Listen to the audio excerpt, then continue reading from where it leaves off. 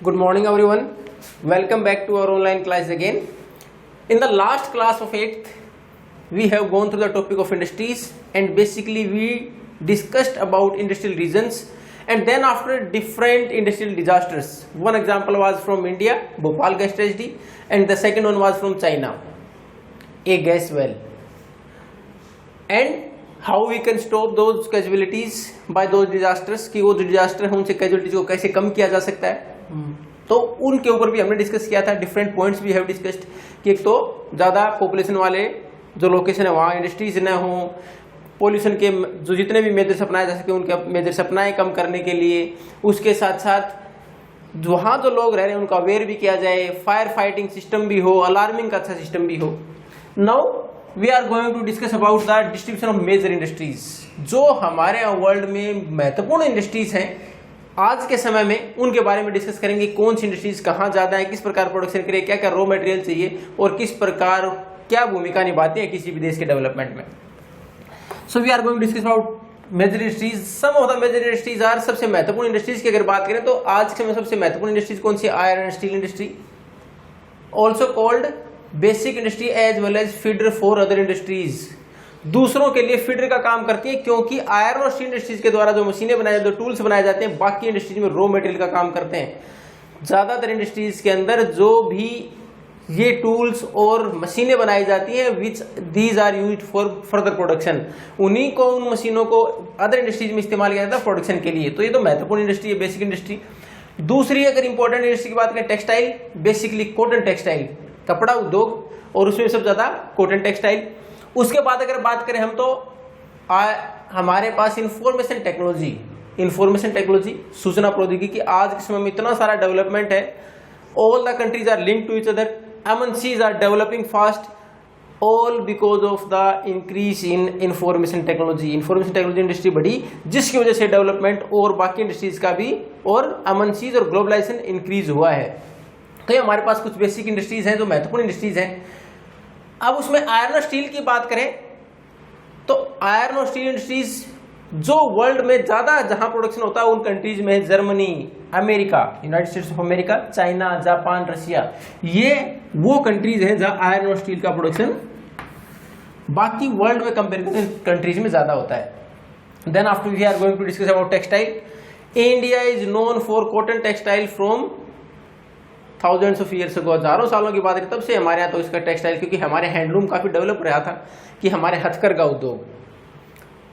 आजादी के समय तो महात्मा गांधी ने सेल्फ रिलायंस के लिए जिसका सिंबल का इस्तेमाल किया वो चरखा ही था, जिससे कि घरों में कॉटन से धागा बना के और खुद कपड़ा बनाया जाता था, खादी. तो हमारे कॉटन टेक्सटाइल तो बहुत पहले डेवलप हो चुका था. तो हम आज भी टेक्सटाइल इंडस्ट्री के अंदर हमारी महत्वपूर्ण भूमिका है. उसके बाद इंडिया के बाद हांगकांग, साउथ कोरिया, जापान और ताइवान, ये महत्वपूर्ण कंट्रीज है जहां की टेक्सटाइल प्रोडक्शन काफी लार्ज अमाउंट में होता है.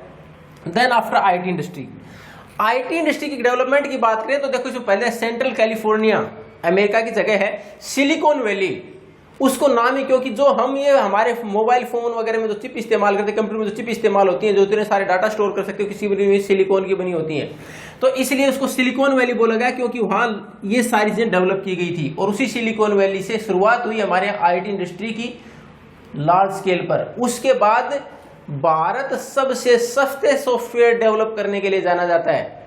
भारत में महत्वपूर्ण सेंटर है बेंगलोर को दूसरी सिलिकॉन वैली भी बोला जाता है. Silicon valley basically California USA, लेकिन बेंगलोर को भी सिलिकॉन वैली ऑफ इंडिया के नाम से जाना जाता है, जहां हमारे यहाँ सॉफ्टवेयर डेवलपमेंट होता है.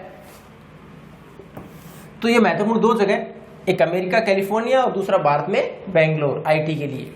अब इनमें भी अगर डिस्कस करें तो आयरन और जो टेक्सटाइल इंडस्ट्री है, आयरन स्टील और textile industry, these are the oldest one. ये पुरानी इंडस्ट्रीज में से एक है, सबसे पहले डेवलप होने वाली इंडस्ट्रीज में से एक है. लेकिन आईटी की बात करें, it is an emerging industry, ये अब बढ़ती हुई इंडस्ट्री है. और इमर्जिंग इंडस्ट्रीज जो आज हमारे लिए महत्वपूर्ण हो रही है, उन इंडस्ट्रीज के लिए हम एक वर्ड इस्तेमाल और करते हैं, सनराइज इंडस्ट्रीज. उनको हम दूसरा नाम कहते हैं सनराइज इंडस्ट्रीज, जिसमें आईटी का एग्जांपल भी है. दूसरा हॉस्पिटैलिटी, जैसे आजकल देखते हो रेस्टोरेंट, जो होटल्स की चेन बन रही है, कि पहले इतना क्रेज नहीं था, जैसे जैसे लोगों की इनकम बढ़ी, they go outside in different occasions as well as weekends की बाहर जो है, तो धीरे धीरे ये इंडस्ट्री भी काफी बढ़ रही है. तो किस में आती है? सनराइज इंडस्ट्रीज, जिनको सनराइज इंडस्ट्रीज भी बोला जाता है. अब हमारे पास जो फर्स्ट हमने डिस्कस किया था iron steel industry. Iron steel industry जैसे बाकी इंडस्ट्रीज की भी हमने बात की थी, इंडस्ट्रियल सिस्टम पढ़ा था हमने। इंडस्ट्रियल सिस्टम में क्या था, इनपुट, प्रोसेसिंग, आउटपुट।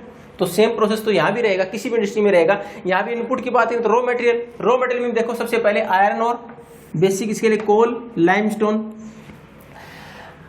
अब उसके बाद ये सारे तो है ही, ये तो बेसिक रॉ मटेरियल, लेकिन उसके साथ कैपिटल तो चाहिए ही, लैंड भी चाहिए, लेबर भी चाहिए, वो सारी जो एक्टिविटीज रहेंगी उनके साथ साथ ये प्रोडक्शन बढ़ाया गया। उसके बाद ये सबसे महत्वपूर्ण क्यों बनी आयरन स्टील, एक तो बेसिक इंडस्ट्री इसलिए है, बाकी के लिए मशीनें प्रोवाइड कराती है।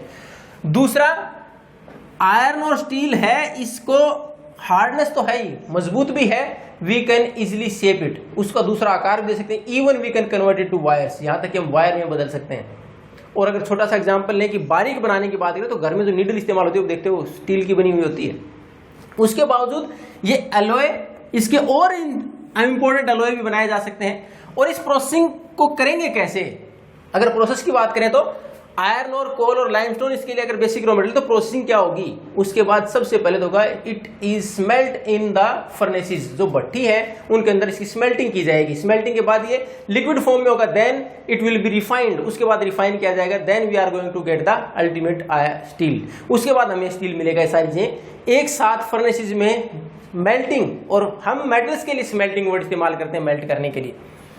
अब इसके स्पेशल अलॉय बनाए जा सकते हैं जो और इंपॉर्टेंट हो सकते हैं हमारे लिए, जैसे किस प्रकार हम स्टील के साथ जो स्मेल्टिंग का समय होता है उसी स्मेल्टिंग में एल्यूमिनियम मिक्स कर दें, निकल मिक्स कर दें, कॉपर मिक्स कर दें, इससे हार्डनेस तो आएगी।